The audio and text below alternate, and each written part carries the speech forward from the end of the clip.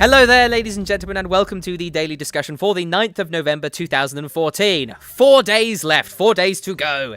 My name is Tuskeh, and today we shall be discussing my top 5 lore characters. However, we shall not be discussing this alone. No, today we shall be joined by Elishan once more, and he will be playing Devil's Advocate today for my choices. So he knows my choices ahead of time, but I don't know exactly what he has to say about them. So this should prove to create quite the interesting discussion. So, hello Ellie, welcome to the show again. Hello, sir, and hello, folks on the internet. Indeed. Now, just as a quick note, this is actually being recorded 2 days in advance, so we're recording this on Friday, as basically, BlizzCon over the weekend, and I'm also going to be busy with other things, so I wanted to keep going with the whole, countdown thing. I didn't want to miss any days, so, if World of Warcraft is on fire or something, we won't be talking about it in this video, because we are actually in the past right now, so welcome to time travel. Huzzah, it is every bit as beautiful as I'd always hoped. Indeed, so let's get straight down to it. So basically, these are just my favourite lore characters. I love the lore of World of Warcraft. I'm quite familiar with most of it, and these are my favourite lore characters throughout everything. So I'm just going to say, this is what I think of this character, this is why it's this number on the list, and then Ellie will basically say, you know what, I think you're wrong, and then we'll have a discussion about it.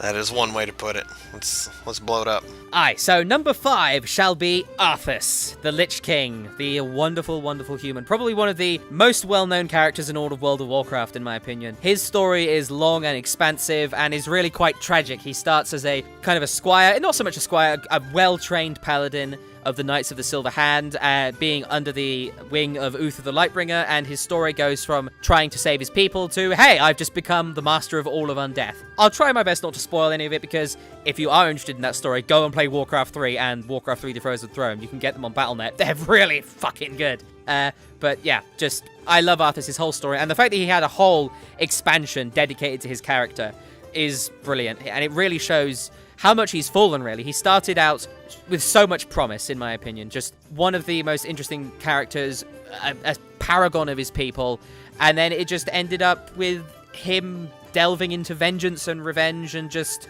going completely dark, being corrupted by the blade and just being completely screwed over and just ending up being out for himself and for the Lich King. Well, he didn't start his corruption with the blade. I mean, when you're examining the character of Arthas Menethil, he started his before then. You said you didn't want to destroy the lore, but how am I supposed to counterpoint the character when I can't go back and talk about the bad crap he did before he even had evil influence in his hand? Oh, that's true. He did kind of... He's always been... He wasn't always the best paladin. He wasn't... I mean, he was a fantastic paladin in terms of skill, but in terms of the actual ways of the paladin, he was all about vengeance. He loved vengeance. He wanted to get revenge on Mal'Ganis for what he was forced to do at Stratholme. And really, the fact that he did anything at Stratholme was the turning point, in my opinion. That was when he went from, having potential to, holy shit, you just started down this dark path and you're not stopping. Yeah, for what he was forced to do at Stratholme, he wasn't forced. He had a lot of strong, intelligent, and well-minded people attempting to stop him from his actions in Stratholme, because he acted against Jaina's idea and against Uther the Lightbringer. That is the definition of paladin and goodliness. And Uther was like, no, this is a terrible idea. And his response was, well, you know what? You have no place. Goodbye. I'm going to be the future king. I'm going to throw this weight that I don't really have to throw around and make my decision. Screw you. So, what a great guy.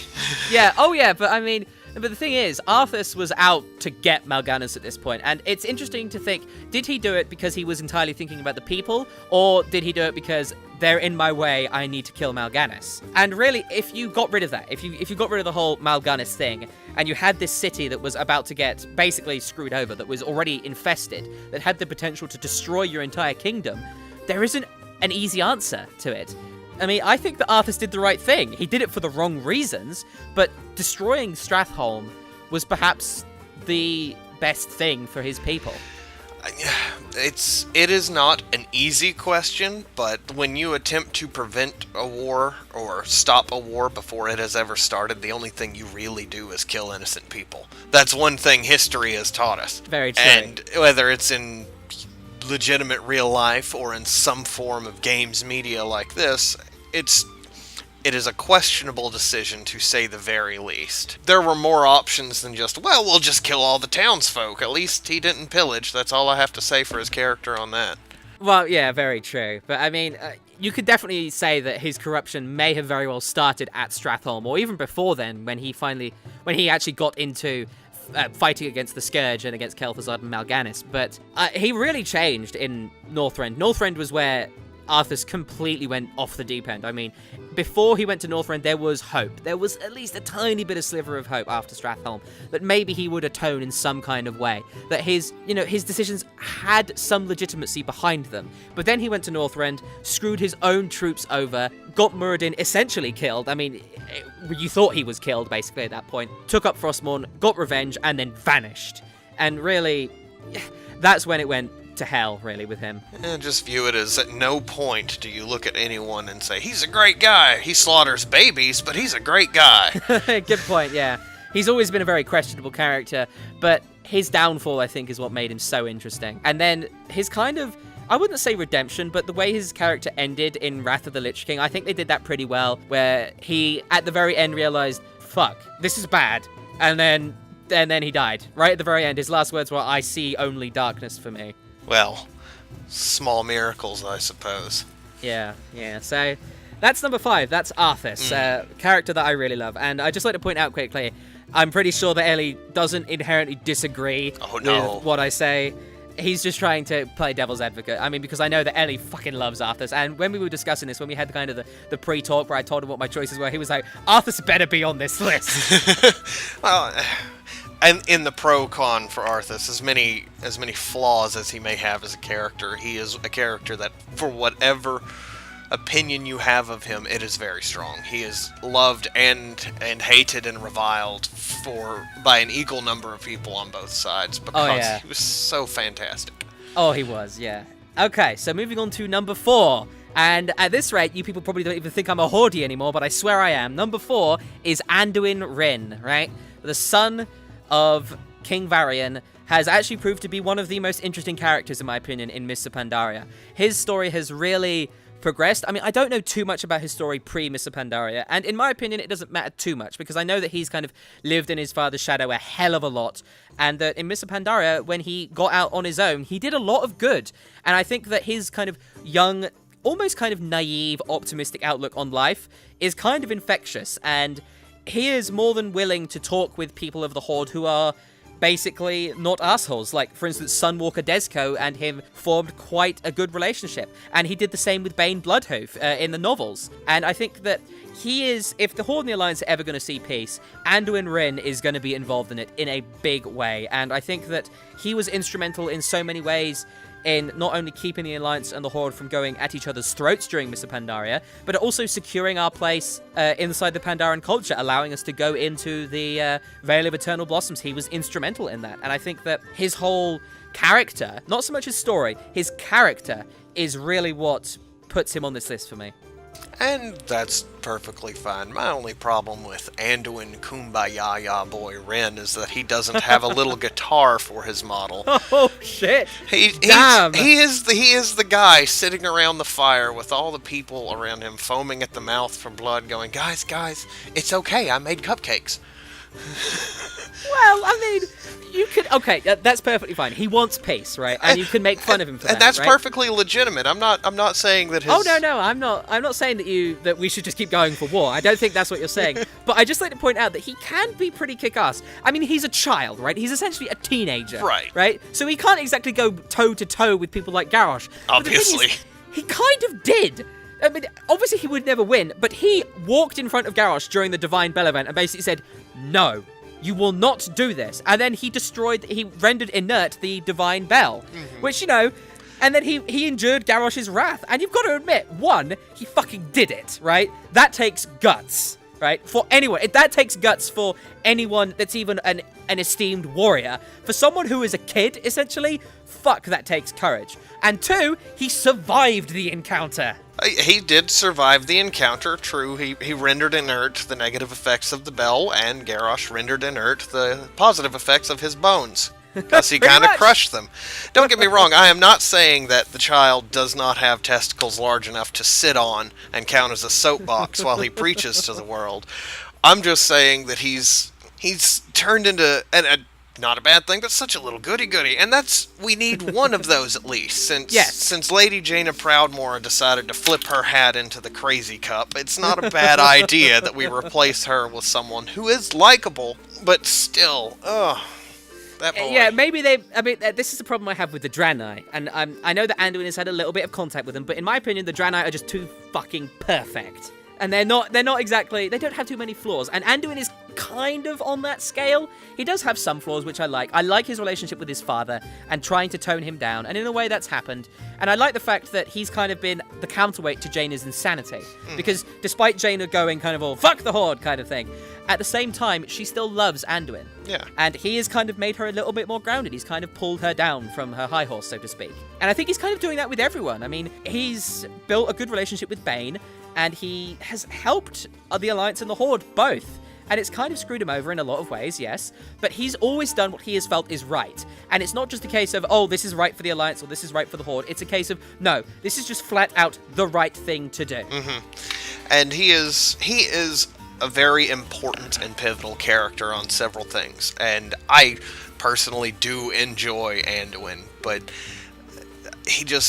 a lot of his flaws are flaws that are very easy to not look over for me, like naivete and his willingness to believe the good in people that you can tell don't really have a whole lot of it to go around. Like his entire relationship with Rathian, for instance. I thought it was very interesting and enjoyable to watch on a consistent basis, but I'm just looking at Anduin with all his broken bones sitting in the chair playing chess at the top of the inn going, you're a mook. You're sopping up everything that this power-crazed, insane dragon is telling you and going, that's okay, wow. He's a good guy. Well, Rathian, he's interesting, and the fact that, I'm not saying we'll discuss him later, does admit he's not on this list. He could have been. He is very interesting to me, because I think that Rathian is one of those characters. I mean, first of all, he's young, right? He is very young. He's younger than Anduin, in a way. Of course, Dragon Year's not kind of difficult to understand, but, I think his interactions with Anduin have changed him. Yes. And I think that is an example of Anduin's effect on other characters. I don't think that he's going to make everyone a peace lover. No. But, I mean, for instance, you could see his impact in the Alliance and the Horde cinematics at the very end of Mists of Pandaria, because Jaina was like, screw the Horde. Dismantle them right now. You have a chance. And Anduin was like, no, that's not right. And Varian he listened to his son. I mean, he compromised, right? He said, right, I'm sparing you, but if you do anything to besmirch honor, you're fucked, right? Yeah. And that was basically the compromise. And I think that is a start. And that's what Anduin is trying to go for. He's not trying to get, everyone in the Alliance and the Horde to lay down their arms and hug each other. He's basically just saying, just stop fucking killing each other for 5 minutes, Yeah, I mean, he has managed to acquire, in the game world, quite a bit of respect from a lot of the potential, because I can say peers, even though they're not his age peers, but he's managed to acquire quite a lot of respect for a kid that's barely hit puberty. Right. And that's no small task in any way, shape, or form. I just don't, even with his naivete concerning Rathian, I don't think we've seen the end of that causing problems. No. I know Rathian is definitely coming back in some regard, and I look forward to that. But, as do I. Oh, yeah. But Anduin, I think, he's also got a lot more going with him. And this is just a prediction from me. So Sargeras, his sword, just quickly a bit of lore here. Sargeras' sword was split into two when he became corrupt. Sargeras, leader of the Burning Legion, used to be a Titan. When his sword split in two, one of them, basically, there's a prophecy around it that says only a being of pure light and that is purely good can merge the two swords back into one. Because Gorlashak, the main sword, is the most powerful weapon in existence, basically. That's basically what it is. And I think that Anduin has the potential to be the guy that can wield that sword. Admittedly, it's like the size of a city, but Well, and the only problem with that is priests, of course, don't have the ability to wield single one-handed blades. Yeah. So, you can wield it, but not really. Yeah, you know what I mean. Yeah. But I think that there's definitely more they're going to do with Anduin's story, and I look forward to seeing it, because I think Mists of Pandaria is a great start for his character. It was. Mist has done a lot for a lot of different characters. It has. So that's number 4. Number 3 is a little bit of a cop-out on my regard, because this is kind of a conglomeration of different characters. They're all very similar, and they have their differences, of course, but they all kind of fall under the same kind of umbrella. And so I'm lumping them all together into number 3, the Old Gods. Now, the Old Gods are in on this list, not because of their characters, because they don't really have much of a character. They only exist to do kind of singular things, but that's why I find them so interesting. I find them mysterious and interesting, and they are one of the primary, probably the secondary antagonists of World of Warcraft. They have their fingers in, well, their tentacles in every single pot in this game. Think about just about every single story in this game. Probably Burning Crusade is probably the only one where we didn't really see too much of them. We saw an old god in the Burning Crusade, but it was only in one little quest in the Shadowmoon Valley. But I mean, think about Vanilla, you had Cthulhu. Wrath of the Lich King, you had Yogg-Saron. Cataclysm, you had N'Zoth. And in Mists of Pandaria, you have Y'Saraj. I find them so interesting because what I find interesting about them is that they don't have an agenda.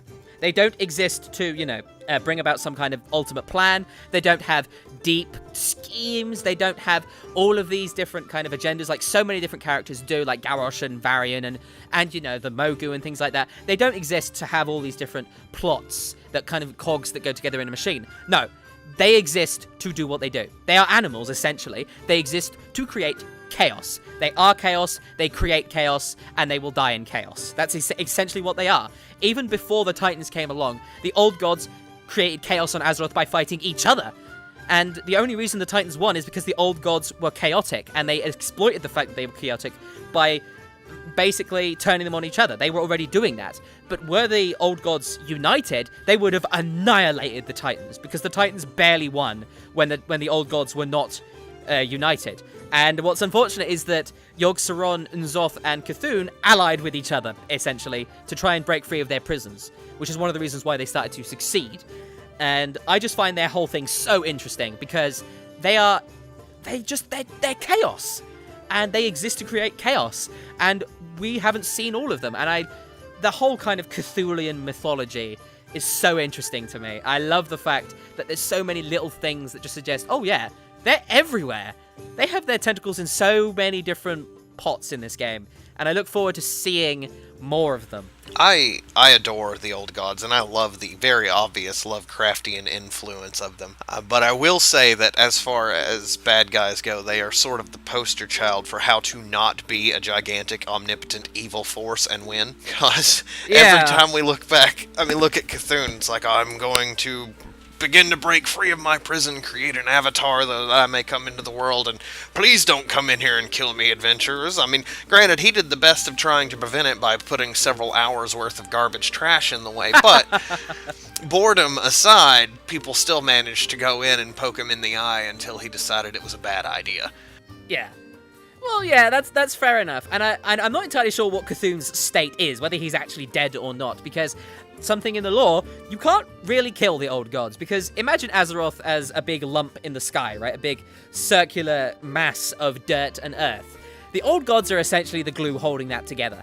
If you pull out all the roots of a tree, chances are the first sign of a breeze, it's going to fall over. If you destroy the Old Gods, Azeroth will basically fall into a pile of dust. And even when you do, quote-unquote, destroy them, I have the personal belief that they're just, in some way, shape, or form, eternal. Look at Y'Saraj was the only one that technically was, quote-unquote, killed. And he has still been an absolute pain in the world. I think. Oh, yeah. I think they're just beings of energy, more or less, and they cannot be created or destroyed. They may only change shape.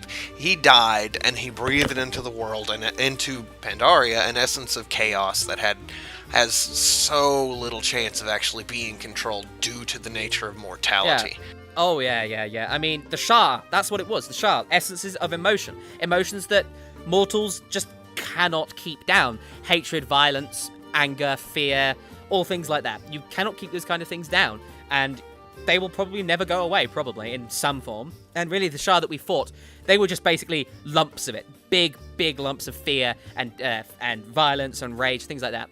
And although we dispersed them, it's very possible that they'll come back again. They probably won't, because, game mechanics, but it's possible. And it will probably take a long bloody time. Thousands, hundreds of thousands of years. But they will return eventually. Which I think is really interesting, because it brings the whole idea of energy, right? In the real world, you cannot destroy energy. You can only make it change. So you go, for instance, from a light bulb, you have the electrical energy changing from that to heat and light. Just like the old gods, in a way. You can destroy their avatar, but that energy is probably just going to go into something else. You heard the explanation here first. The old gods are light bulbs. Exactly. That's not a bad way to look at it. I do. Right. I'm with you, though. I see no way that they can be fully destroyed, and when we really want them to, they've been so much fun. Yeah, do you have any counterpoints? Any points of contention or unhappiness about the old gods? Other than the fact that most of their plans kind of go like this.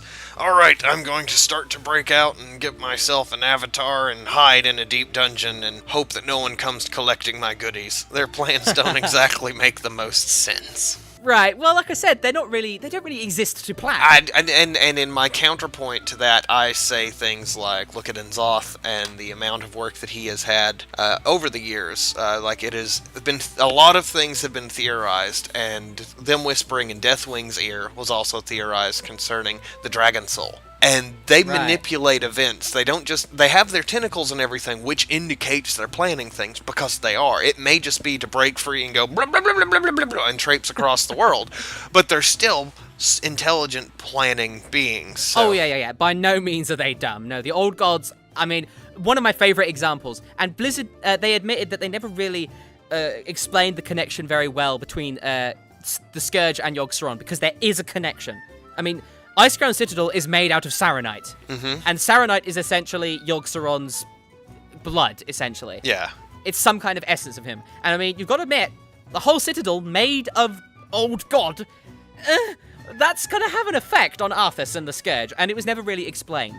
Yeah, they did not go into as much effect about the Saronite as I had hoped, because when they first revealed that it was the essence and blood of Yogg-Saron, and that's why a lot of people in Northrend were acting out of character. But what I find really interesting is that, when you fight Yogg-Saron, in the chronology of World of Warcraft, you fight him before you fight the Lich King. And one of my favorite things is when you see the visions of Yogg-Saron, one of them is the Lich King, torturing a champion to try and convert him to the Scourge. And you hear him say, like, your resilience is admirable. You hear the guy screaming. And by the way, that scream is the scariest noise in all of WoW. Like, it's fucking terrifying. And so you've got that happening. And then Yogg-Saron just whispers and says, he will learn. No king rules forever. Only death is eternal. Right? Yep. And then, what's the last thing that King Terenas says to Arthas? No king rules forever, my son. Mm-hmm. And it kind of suggests that, maybe Yogg-Saron could see the future. Maybe the old gods can kind of do that. We have no idea what the limit of their abilities is. Yeah, their powers are definitely not defined, mostly so that they can define them as they desire. Yeah. So, it's a very useful way to do it. You know what's even better? This is why I fucking love the old gods. You know what's even better? He says, Yogg-Saron says, only death is eternal. And then you have the puzzle box of Yogg-Saron. And at one point, N'Zoth whispers to you and says, even death may die. And it's like, stop fucking with me! Nothing makes sense, and that's how it should be. Yeah, they like to stick their wriggly tentacles in your brain and mix it up like a bowl of soup. Oh, yeah. Yes, very much so. So that's the old gods. Right, moving on to number 2. And it has to be here. At one point, it's going to have to be a troll, right? And I was giving some thought, who's my favorite troll? And eventually I concluded, with the help of Elishan, actually, that basically this character is the epitome of troll in every single way. And it is Zul'jin, the warlord, now ex-warlord, he's dead now, unfortunately, of the Amani tribe, one of the greatest trolls in all of World of Warcraft. He was a character of hate, really. He hated the elves, and they built their city, the Blood Elves, well, they weren't called the Blood Elves at that point. They built their city over an Amani burial ground, pissing Zul'jin off, and eventually he went and attacked them. And then the Alliance came along, helped out the elves, and pushed him back. So he hates them even more. And then the Horde comes along at one point, and then lays siege to Quel'Thalas. And so Zul'jin's like, right, we'll join you, we'll help you. And then they go and they're about to win, and then the Horde pulls back and goes and attacks Lordaeron instead, because of other reasons, because of Gul'dan and that kind of stuff. And Zul'jin's like, well, fuck, now you've just completely turned around and abandoned us. So and then he gets captured by the elves, and they rip out his eye. And then he cuts off his own fucking arm to escape them. And then, And then after all that time, he finds out that the elves have joined the Horde. And I mean, that must just have broken any kind of patience, any kind of tolerance he had left, right?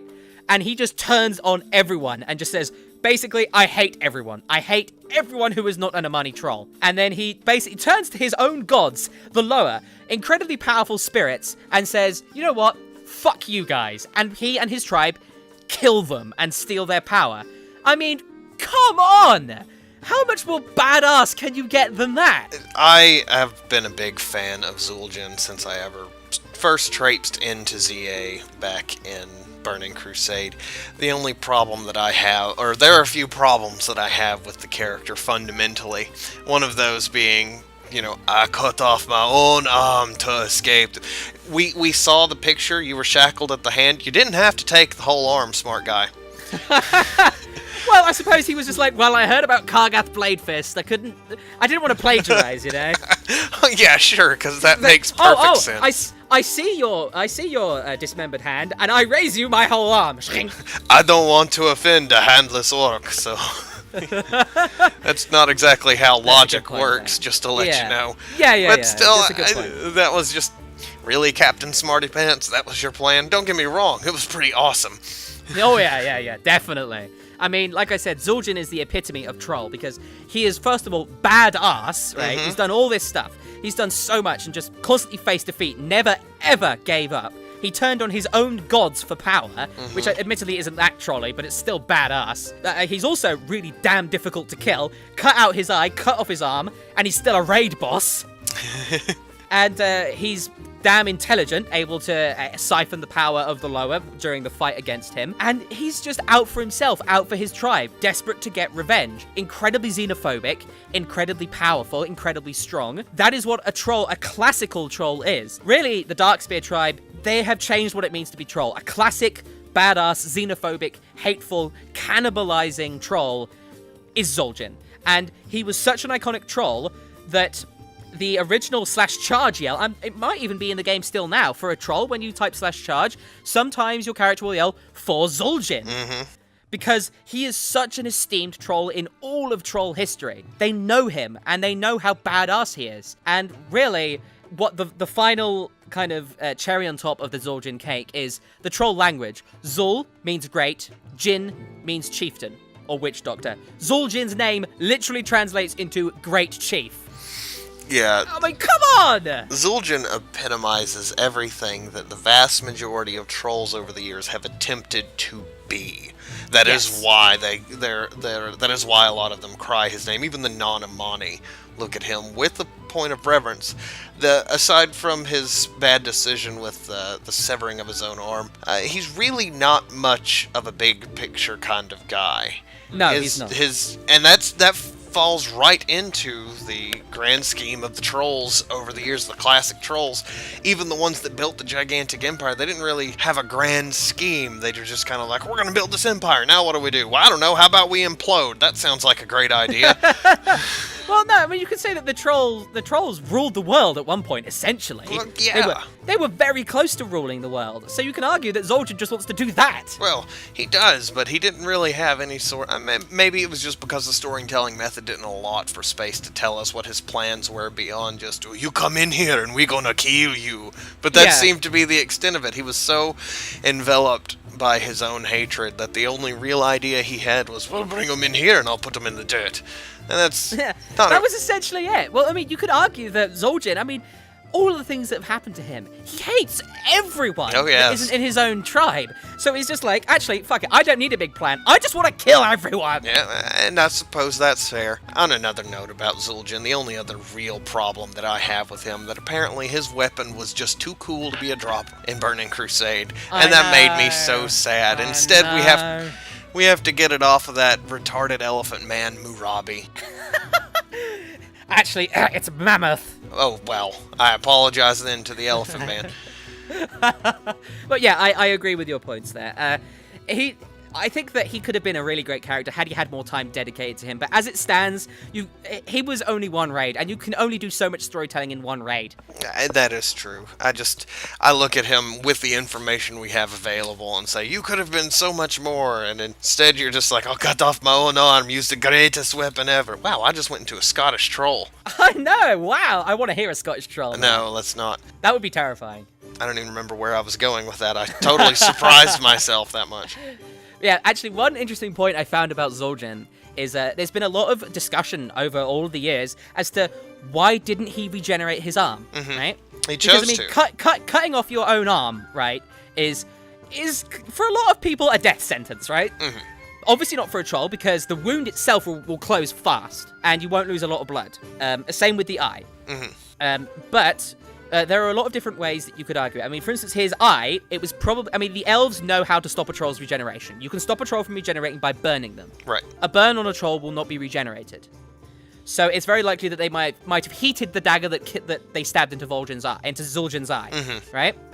So that explains why his eye never regenerated. However, his arm, I mean, it's interesting because basically it's been confirmed now through Vol'jin Shadows of the Horde that a troll's regeneration is a gift from the lower, right? And the lower can take that gift away if they want. Because when Vol'jin was stabbed in the throat, his voice was different. And so Bonsumdi, his lower, didn't recognize him. And it was like, well, you're no one to me. I won't let you regenerate. And eventually, Vol'jin convinced him that he was actually Vol'jin, and Bonsumdi basically said, okay, I'll let you regenerate. So you think, okay, if the lower were with Zul'jin, they would allow his arm to regenerate because he lost his arm before he turned on his lower, right? So you think they would let him regenerate. But this is what's interesting. In Vol'jin Shadows of the Horde, Vol'jin can choose how he regenerated. And it was basically described as him being outside of his own body and saying, right, I'm going to regenerate this wound on my throat, except for a tiny bit of pain. And he said, I want there to be pain when I talk, to remind me of what Garrosh has done, to remind me of all of the things that I've learned. And he can choose to have that little bit of pain there. Now, granted, Vol'jin is a shadow hunter, and their connection with the lower is incredibly and intrinsically deep. It's part of what they are. And Zul'jin is not a shadow hunter. But you could argue that he probably knows a lot about it. So, I mean, here's the thing. Did he choose to not regenerate his arm? Because I think, personally, he did. He chose to say, yeah, this is going to be a mark of how much I hate everyone and how much they've screwed me over. There's that option, and there's also the possibility that somehow the Loa had already forsaken him, and that helped lead to his desire to just say, kill them and take their power.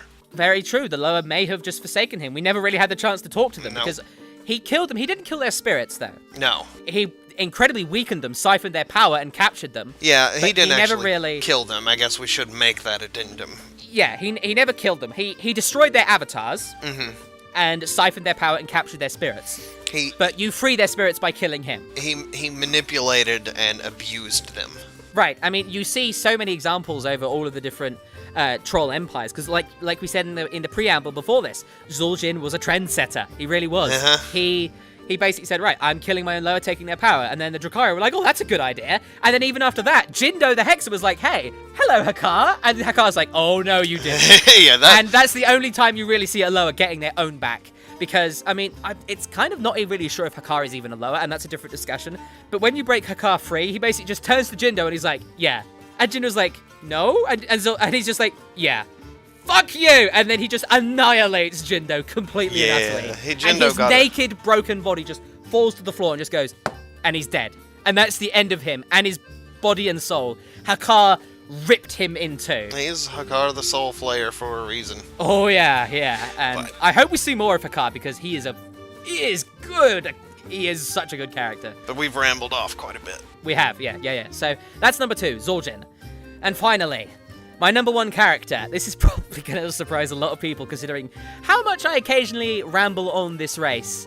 But out of all the different characters, I think that this one has grown the most to be one that I've really liked. And I look forward to seeing what they do with this character, even though they probably won't do too much. But number 1 is Lor'themar Theron. Who? The lead... Lor'themar... I know, right? Thank you for being the audience. Lor'themar Theron, leader of the Blood Elves. Lord Regent of Silvermoon City. He is he's been basically a very quiet character for most of World of Warcraft. Ever since he was introduced, he didn't really have too much going on. But then Mr. Pandaria hit, and they made his character brilliant. Really, they did. And it's really because the main reason I love Lorthamar so much is that they finally did it, in my opinion. Blizzard made a Blood Elf who is not an asshole, right? They basically just made a Blood Elf who is about his people, who is willing to do anything. He was considering allying with the Alliance and defecting from the Horde to protect his own people from Garrosh. He was willing to do anything to protect his people. He was willing to break traditions, break the rules. He was willing to get into the front lines. He is a soldier. He's a fighter. And, you know, the whole thing with him on the Throne of Thunder, if you haven't done the Throne of Thunder quest chain with him, I think you should, because it's really interesting to see him on the Throne of Thunder, on the Isle of Thunder even, just kicking ass, taking names, and being just awesome. And he is pretty much the only Horde leader that we've seen stare down Jaina Proudmoore and just say, okay, we won't fight. I will turn my back and not fight you. And that is the mentality that I think all Horde leaders should have. It shouldn't be a, yay, let's be friends. It should be a, I'm turning my back away from you. You do the same. We won't stab each other in the back, and we'll fight our enemies. And I think that Lorthamar embodies that. He embodies the potential for a kind of peace, and he embodies the potential of the Blood Elves being a really strong faction in and of themselves, a faction that could bridge the gap between the Alliance and the Horde, and that could be, you know, a really he's just awesome. That's just the bottom line for me. He is awesome, and they pulled his character off great in Mr. Pandaria, and that's why I love him. They definitely have done a lot of justice for Lorthamar since the release of Myths. I mean, in patch 5.2, he got a lot of story, and he got a lot of character development and growth. Prior to that, he had about the amount of character depth as a sun-dried tomato, though. Yes, he was yes, he did. Little more than just a placeholder. Even though he had things that happened in the past, I don't know when they actually wrote them, they could have been retconned in. Regardless, he had a past, but who?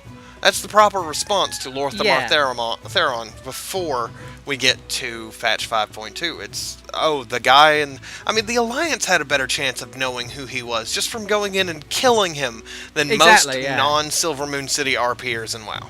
Exactly, yeah, and that is definitely a big downside of him, and I think that maybe his character swelling in Mr. Pandaria was a response to that, where basically Blizzard was like, oh, you don't know who this guy is? Well, you know, here is him on a silver platter, and they pulled that off really well, I have to say. They did. Although their intentions may not have been amazing, where they just said, okay, well, here, have him.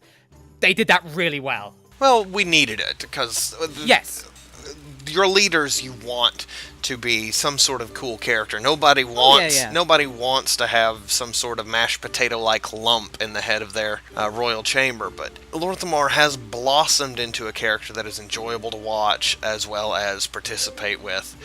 It's just, like I said before, there's not really a whole lot to make fun of him from beforehand because there wasn't anything to go off of. Exactly. That's one of his main problems, is that he just kind of appeared, really. It's not as bad as King Varian, though, where he's just like, pop! He just appears and he's like, hi, I'm your new king. And everyone in the Alliance is just like, sorry, who are you? And he's just like, oh, read the books.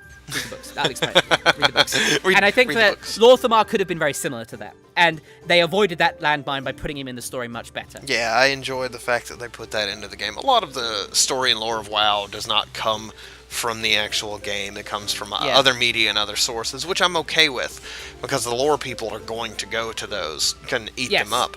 But I like whenever they've got it in the game, just because then we see it in its purest form in relation to the world around us. We don't just read about Lorthamar leading troops and building a truce of consequence with Jaina Proudmoore on the Isle of Thunder. We're a part of it. We're there, standing, watching. You stand there next to him and you watch it happen. It's a beautiful thing that way. Who? I know. And I just want to finish off my little chat about Lorthamar, because he's very difficult to talk about, really, because there isn't too much going on right now, but hopefully there will be a little bit more. Maybe. We'll see. Probably not, though, because Mr. Pandaria was a lot about the Horde leaders. But one of my favourite moments with him, he's on the Isle of Thunder, battered and beaten next to Jaina Proudmoore. They just had a big fight, and they're about to turn on one another, and Taranzu just jumps in and says, enough!